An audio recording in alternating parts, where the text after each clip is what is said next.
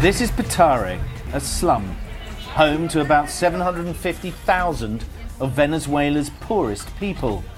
These locals have little, yet they know of others much worse off.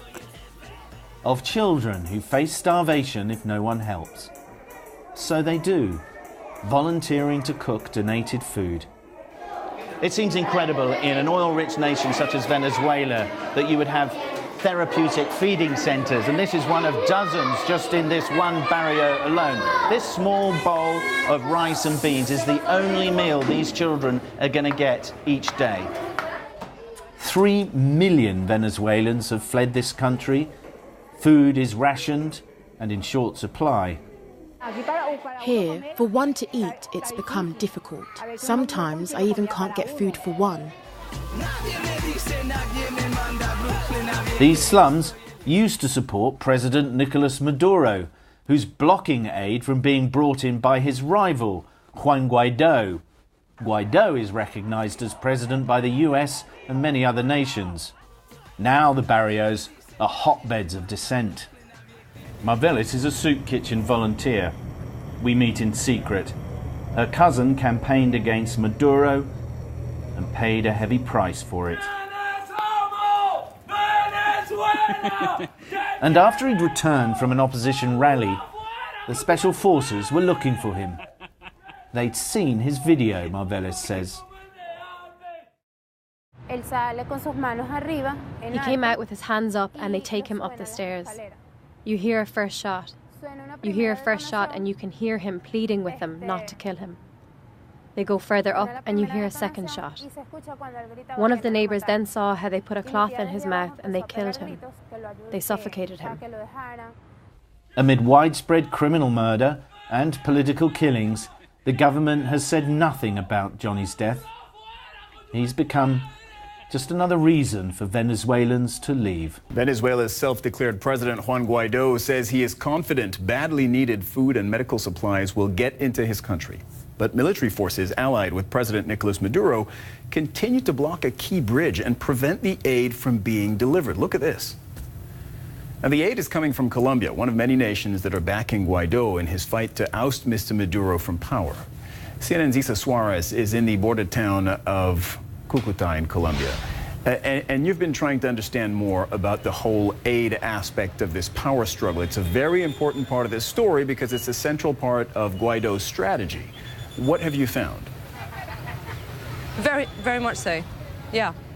Well, let me give you a sense where we are and what we're doing. I tell you, we're on top of 2 trucks, so you can get a bit of perspective. If I can get Jose, our cameraman, just to pan around.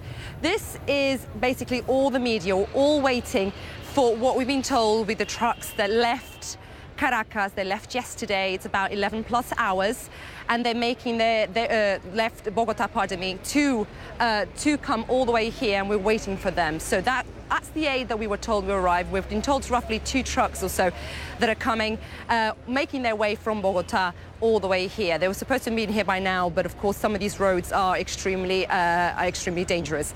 Now, give you a sense, where else are we? Just over my right shoulder, Cyril, this is Tienditas Bridge. This is a bridge where Venezuelan government has blocked off. If you remember that shot that we gave you yesterday, that drone shot of 2 blue containers and the orange oil tanker, that's further down. This is one bridge that then separates into 3 small bridges that then once at the other end of Venezuela, it goes together yet again. So this is the bridge that we've been told the aid will be coming in. Questions of how much aid, we do not know. In terms of how long this aid is going to be here, we also don't know. What we do know is that the aid is not staying here. According to the Colombian government, it's going into Venezuela. When I asked the Colombian government, okay, how far in? Are you meaning just over the border? They couldn't give me specifics. But this, to put it into context for our viewers, this is a high stakes game, and it's the latest chess of the puzzle in many ways, because what they're doing is they're putting pressure on Maduro to either back away and really testing a lot of his forces on the other side.